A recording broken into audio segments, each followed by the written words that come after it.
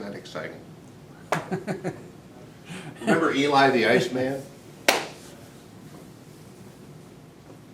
Who said that in an inductor, voltage before current, and in a capacitor here, current comes before voltage. Remember that? Talked about charging up the capacitor, and it took a while. All the current flew into the capacitor, and it didn't develop a voltage until after it had charged, after the current started. You remember we talked about that? I think we talked about armies coming up on a riverbank, and that there certainly wasn't going to be a battle until the armies had finished flowing and were situated along that riverbank. And that's the same thing that's going on in our capacitor and an inductor. The voltage opens up an electric field or a magnetic field, which then allows the current to flow through it. So the voltage builds a bridge through which the current can travel. Here, the current charges up or fills up a tank, which then provides pressure. Okay, so let's put up a couple of really simple little circuits to show us that. And let's look at the capacitive reactance and inductive reactance, not so much in terms of numbers, but in terms of what they look like. You'll see where we're going when we get there. For a capacitor, let's draw up a simple circuit. And we know that we're going to establish that our voltage is equal to, let's say, 3 volts. And our current is going to be equal to what?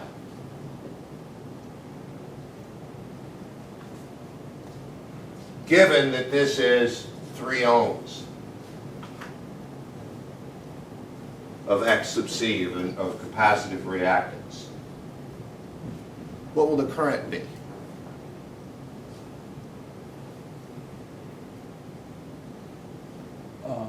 Should be pretty simple. 1 banana ampere. Okay, and that's based on what? Last quarter, right? But now we're going to find out there's more to the story, because remember what happens. Here, our voltage happens here.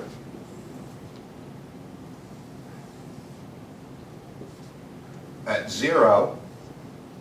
And what does our current do? Our current actually starts 90 degrees earlier. Right? I before E. So the voltage starts at 0, and the current starts at plus 90. 90 degrees earlier.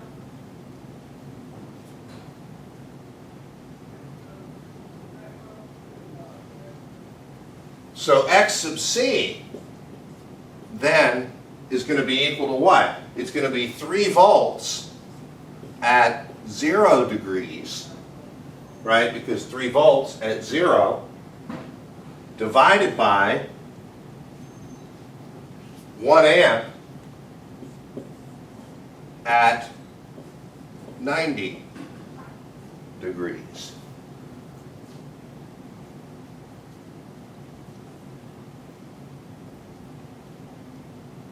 That's Ohm's law.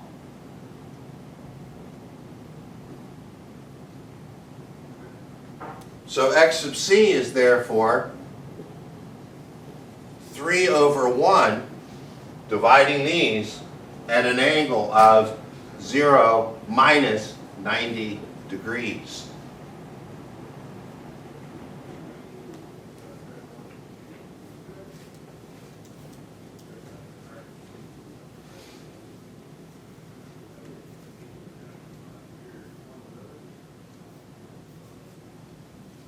You see how that works?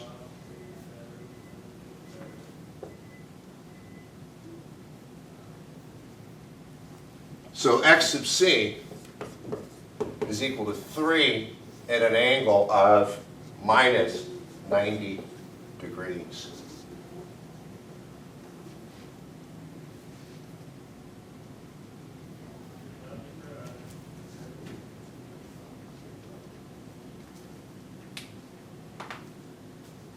Any questions?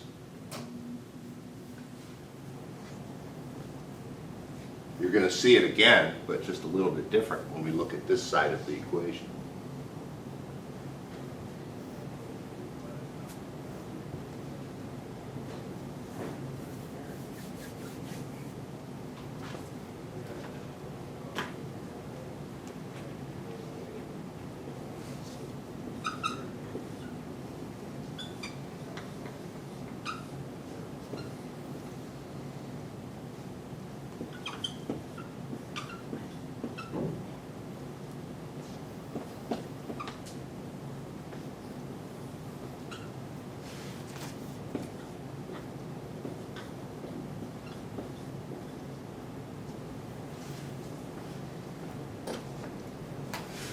Any questions on the black before we move into the blue?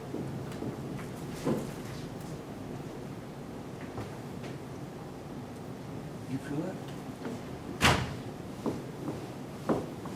Did you feel a little jiggle in the ground? Yeah. Yeah, it's the cars upstairs. There's cars parked right above our heads. Isn't that lovely? Isn't that good to think about? You know, like the sword of Damocles hanging over your head, right? Yeah. Okay, let's look at what we have here. 3 volts at an angle of 0, same as we did before. And when we look at ELI, we're looking at this situation. Our voltage is at 0. And our current happens 90 degrees later.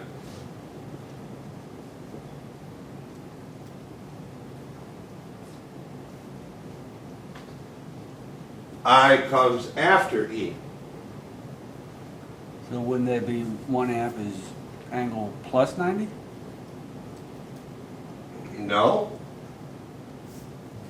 Because it happens 90 degrees later. In the other example, the 90 degrees was on the other side and it was plus 90. And then why is it minus 90 on the capacitor? Because we're not looking at current here. We're looking at X sub L. We haven't calculated that yet. We know the voltage, 3 volts at 0, and we know the current. X sub L is going to be equal to what? Ohm's law says it's going to be equal to V over I, right? So that would be 3 volts at an angle of 0 degrees divided by 1 amp at an angle of minus 90 degrees. That's going to give us 3 over 1 at an angle of 0 minus negative 90 degrees, which will give us 3 at an angle of 90 degrees. That's So- what I was thinking. Yes, that's where you were headed. You were just mistaking the current for the impedance or the reactance. 3 at an angle of 90 degrees.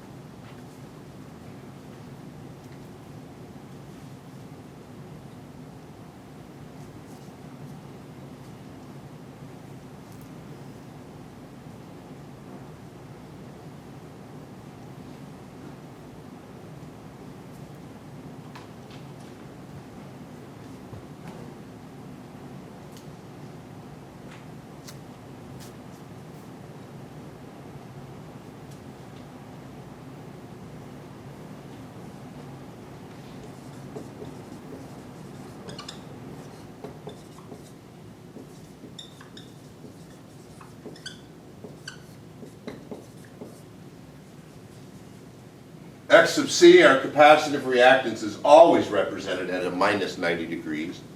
And our inductive reactance is always represented as plus 90 degrees. Good morning. Good morning.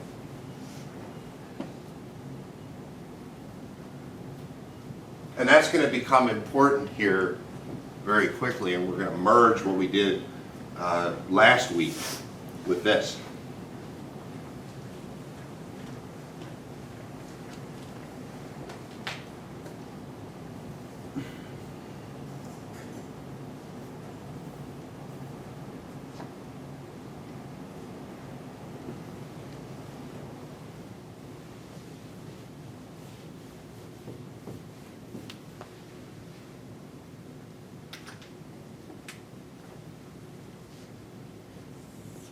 So if we wanted to plot these guys, we could do that.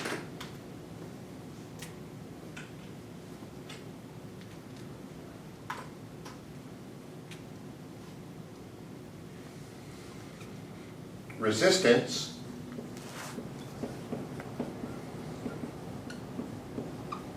happens at an angle of 0 degrees. In other words, there's no energy storage, so there's no ELI, there's no ICE. There's just a resistor, and resistors just function as resistors. Whatever goes in comes out. There's no phase shift. So we have 0 degrees. Looking vertically, we have X sub L, and in the opposite direction, we have X sub C.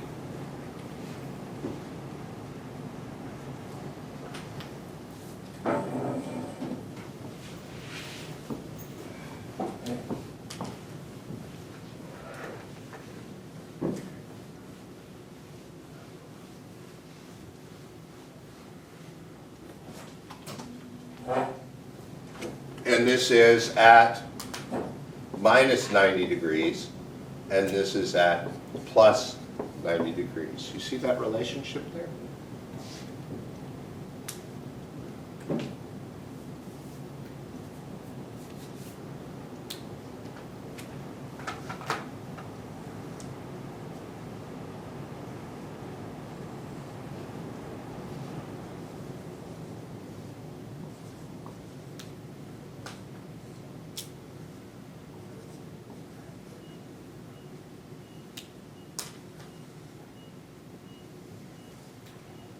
Actually, I'm going to change these values. This black is not working good for me today.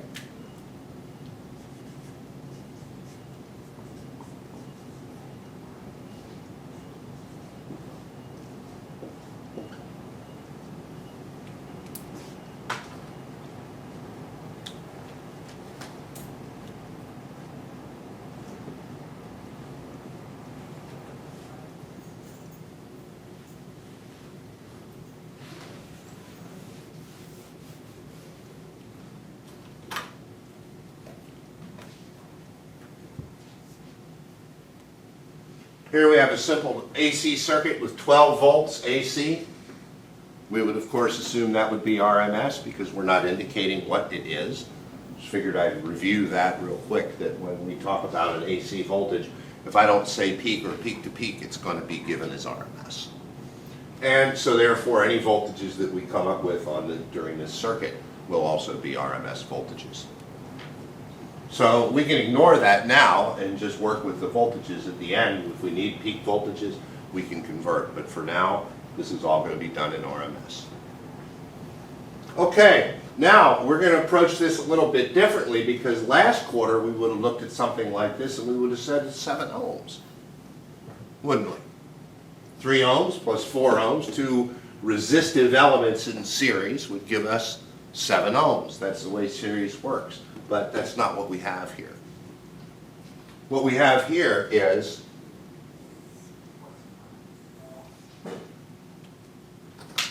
how many ohms of resistance? 3. 3. How many ohms of capacitive reactance? 4. 4.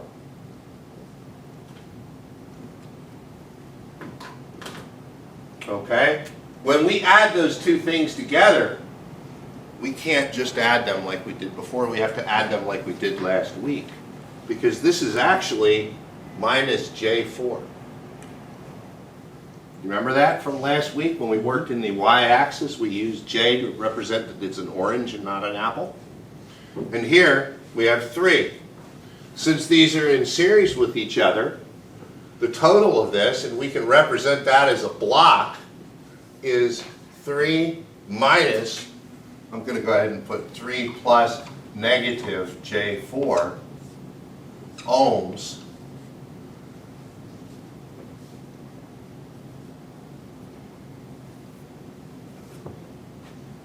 This is a resistance.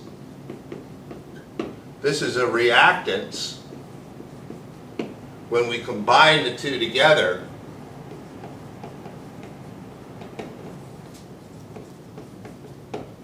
is impedance, or Z.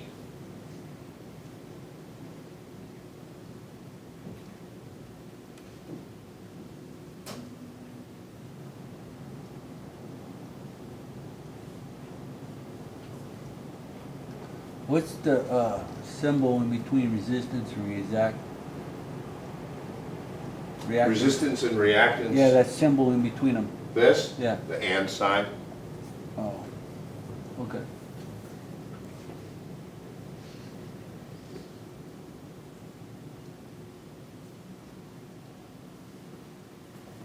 So 3 minus J4, if I use my calculator to do that calculation, like we did last week, I put in 3 second function xy minus 4 second function rectangular to polar, and I get 5 second function xy gives me an angle of minus 53 degrees.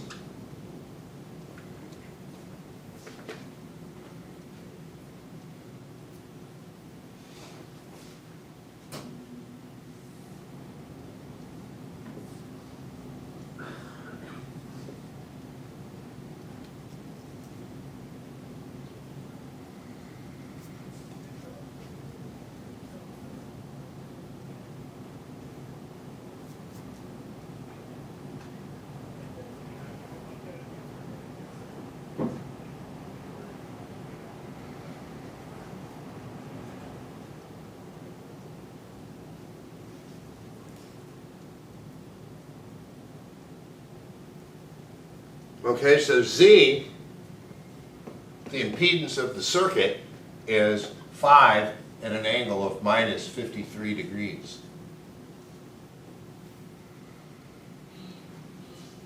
The impedance is the combined effects of the reactance and the resistance together. And in order to do that, we have to do the same little math tricks we did last week, using our imaginary and J operator numbers and our trig identities in our calculator. We have to be able to convert those over to polar. We don't have to, but if I want to find out what the current is, I is going to be equal to V over Z, and if I'm going to be dividing V by Z, I jolly well better have it in polar, or I'm not going to be able to do that division. So, you know, maybe there needs to be a general thing here that anytime we calculate a value, we should calculate it not just in rectangular but also in polar, because chances are somewhere along the line we're going to need that.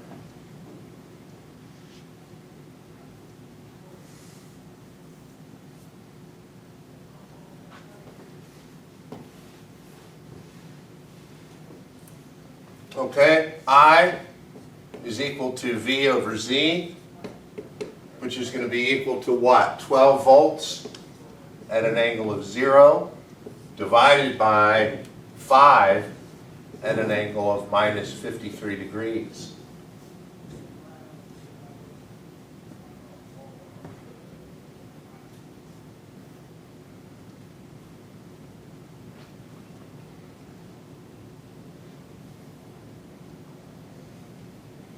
(12/5) is 2 2/5 or 2.4 at an angle of 0 minus negative 53 degrees should give us 2.4 at an angle of 53 degrees amps.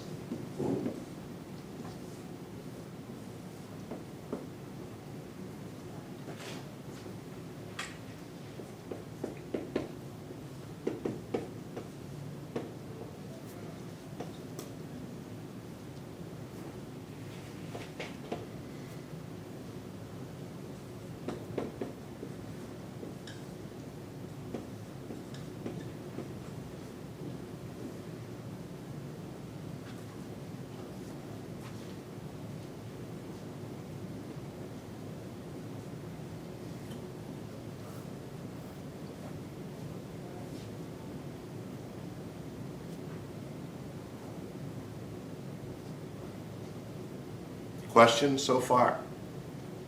So when you're writing that polar number, you always do the amps at the end, or because I thought I saw it in the middle too. I like to put it at the end, Yeah. but you can put it anywhere you want. In something.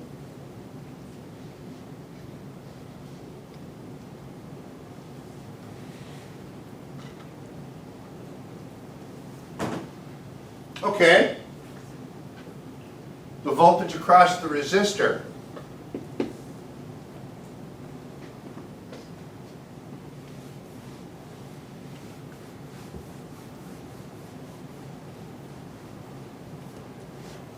V is equal to I times R, X, or Z, whichever one we're working with, resistance, reactance, or impedance. And in this case, for the voltage across the resistor, we're going to say that it's equal to, I'm sorry, I shouldn't have put that there. The voltage across the resistor is going to be equal to I times R. The voltage across the capacitor is going to be equal to I times X sub C.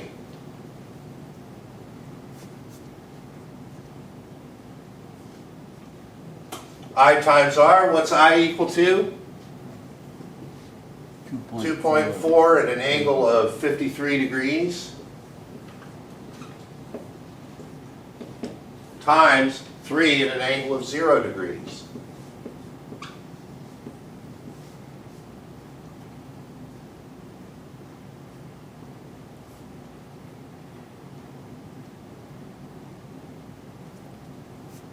Right? Resistance, remember, resistance has no angle, 0.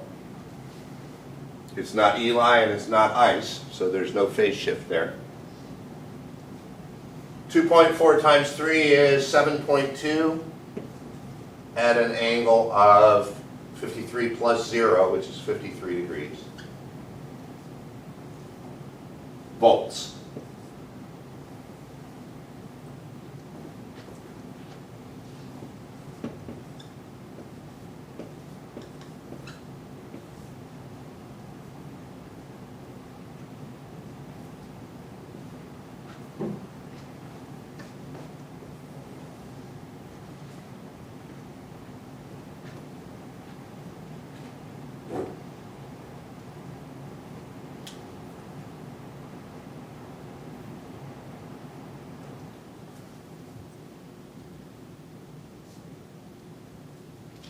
For the voltage across the capacitor, V is equal to I times X sub C. I is equal to 2.4 at an angle of 53 degrees times X sub C, and X sub C is equal to 4 at an angle of minus 90 degrees.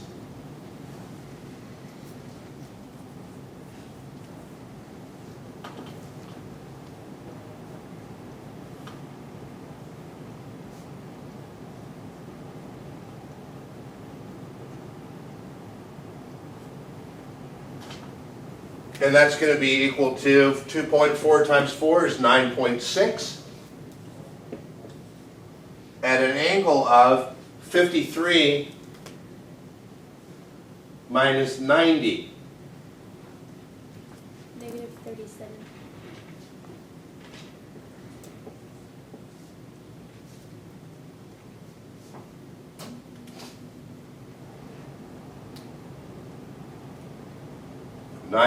.6 at an angle of minus 37 degrees volts.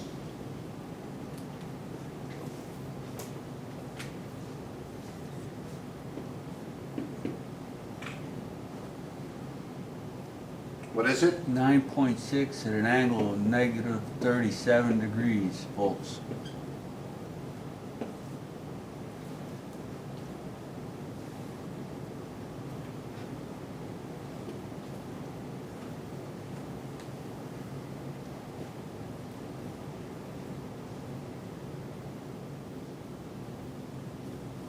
So we have two voltages. We have one here that is 7.2 at an angle of 53 degrees, and we have another one here that is 9.6 at an angle of minus 37 degrees. And those two voltages should do what? Kirchhoff's voltage law says that those two voltages have to add up to 12. Do they? You sure?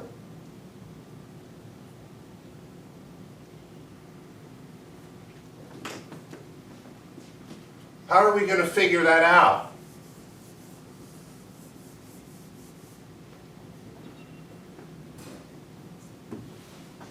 Because it doesn't look like we did things right. It looks like we made a mistake.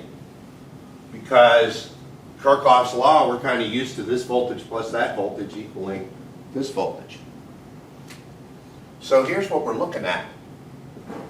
We're looking at 9.6 at an angle of minus 37 degrees, right? And we're looking at 7.2 at an angle of 53 degrees.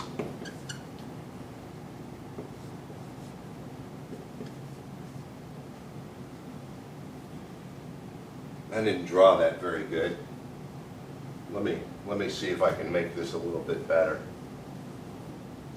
That makes this a right angle, which means that if we complete that square, that what we should end up with here when we look at those two things together is 12 at an angle of 0.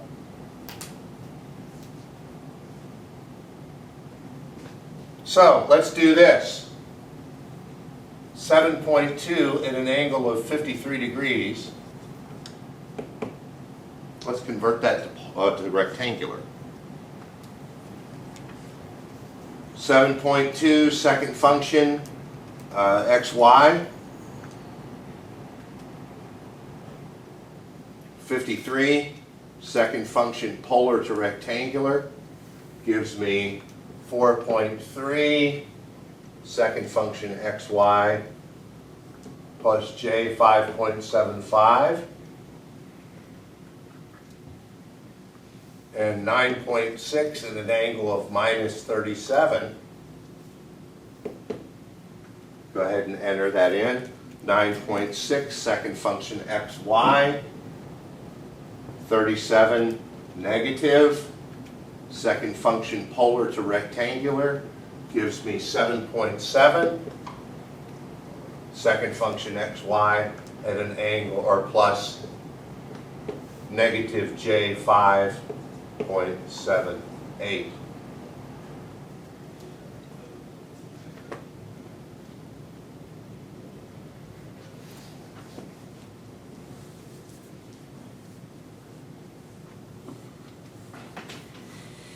Now that adds up to 12. Add them up together. 4.3 plus 7.7 is equal to 12.0. J 5.75 minus J 5.78 is basically equal to J 0.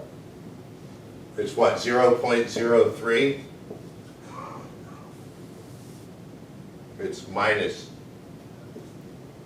which is really J 0. So there's your 12 volts.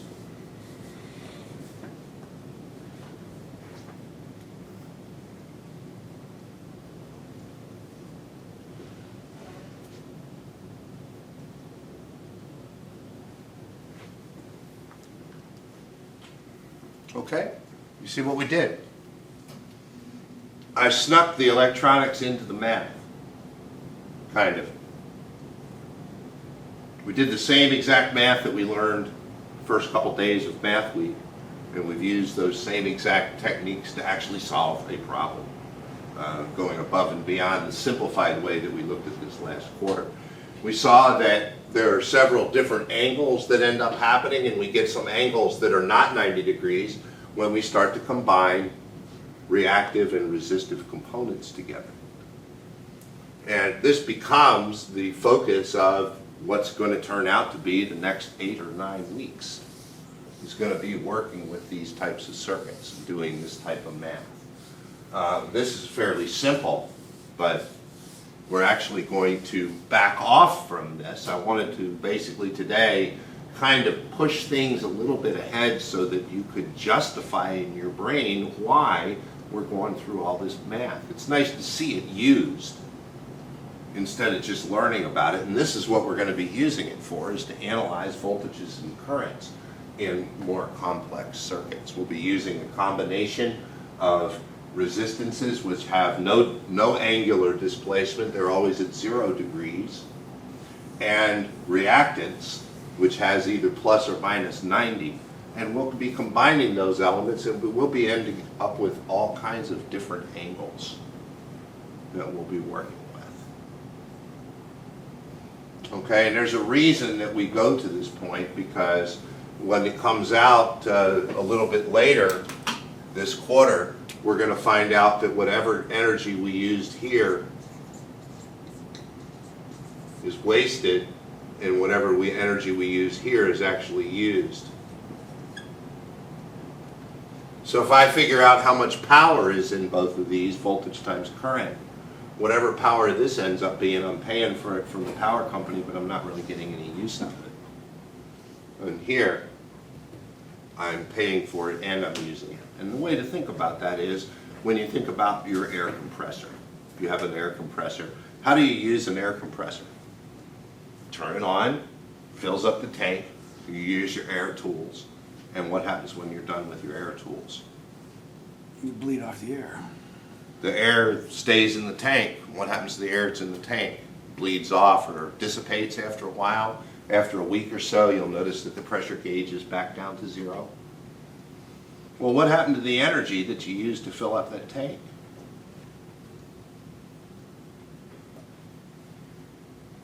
You had it plugged in and went for 30 seconds to fill up that tank, and you went, and that was the end of it. What happened to all the rest of that energy that you put into that tank? Where is it? It's gone. It's dissipated. It's wasted. Right? We used what we used. It went through the tool. That was a resistance. Went through the tool that offered resistance to that airflow. And we got work out of that. We were able to remove the lug nuts on our car or whatever. Once we finished that, the energy that was stored by virtue of that pumping up of that tank was wasted. We basically just threw away whatever energy it took to get that up to speed, up to pressure. Does that make sense? Mm-hmm. We do that all the time. I see it out on the freeway all the time. Somebody floors their car to pass you, and then you see the brake lights coming on. Well, what's the brake lights? What does that represent? Resistance. Those brake lights represent heat being generated. And where's that heat coming from? The heat is coming from the gasoline that you burnt to put speed and momentum into the vehicle, and then you have to slow it down. So what you've done is you've taken some of that gasoline that you spent on that acceleration and turned it into heat, which is not what your car is about. The car is about moving from one place to another. So that energy then was wasted, wasn't it? So anytime we store energy, we waste energy. That's one thing that we need to look at. Anytime we store energy, we end up wasting that energy. Good morning. Good morning. Okay? That's where we're going to end up with all this, but in the meantime, we're going to have a whole lot of fun doing some math and doing some example problems and working our way through this stuff. Okay? You have any questions? Anything? So if we hook this into like an oscilloscope or something, what would we actually see?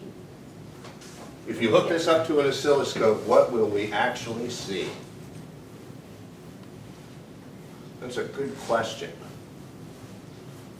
Here's what we should see. What do you want to look at? Let's do channel 1 is the resistance, channel 2 is the reactance. Okay, so let's go ahead and look at channel 1 and channel 2. We can't really look at resistance and reactance on a scope. We can look at voltage. Right, the voltage across each one, I mean. Okay, let's start out with our 12 volts. right? This is 12 at an angle of 0 degrees RMS, which is equal to what? 12 RMS is 18 volts peak, roughly. So this is going to be about 18-ish. Right? Okay, what does the voltage across our resistor look like? 7.2 RMS. 7.2 at an angle of 53. Right?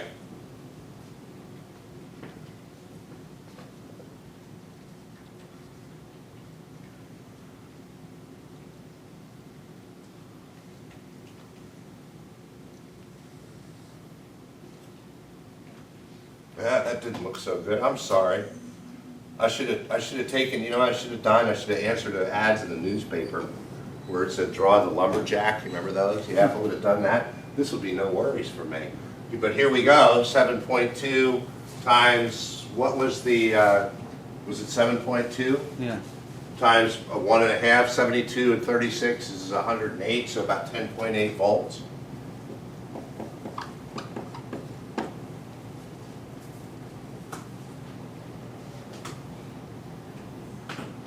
And then, what else do we have?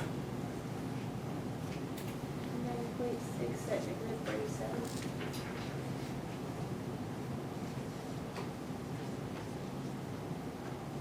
And that was what, 9.6?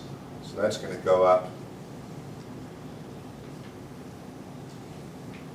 maybe there. 9 times 9.6 times 1.5 is 96 plus 4.8 is 13, 14.4. You have to check my math.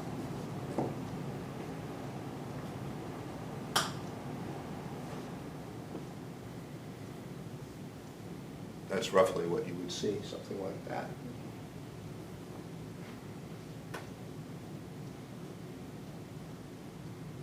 Without the drawing errors.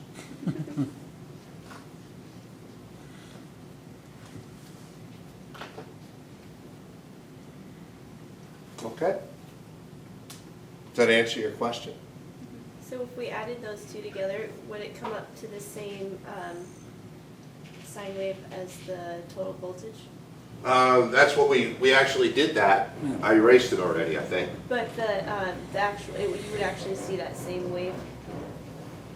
You mean if you looked at, in other words, if we had channel 1 here, channel 2 here, and then channel 1 minus channel 2 there, then we would be able to see all, we can't really see all three waveforms on these scopes. Right. But if you were to look at these one at a time, then that's what you would see, that relationship with the, Okay. yeah. And then eventually what we do is we make sure that this takes up exactly 10 divisions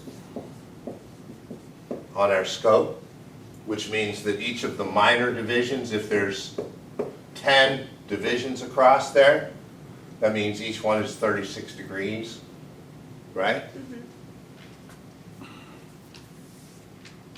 And you can use that, you can actually on your scope, you're going to learn how to measure those phase angles. So you'll be able to measure that, you'll be able to build this and measure the phase angles. Matter of fact, if you want to build it this afternoon or later this morning, I'll show you how to do it. But we'll have to figure out a frequency and a capacitance in order to make that happen. So there's a little more to this that we haven't covered yet that we will need to get into. Okay. Mr. Reynolds, do you have any questions? Nope. All right, good. This concludes today's Math Week presentation. Bye.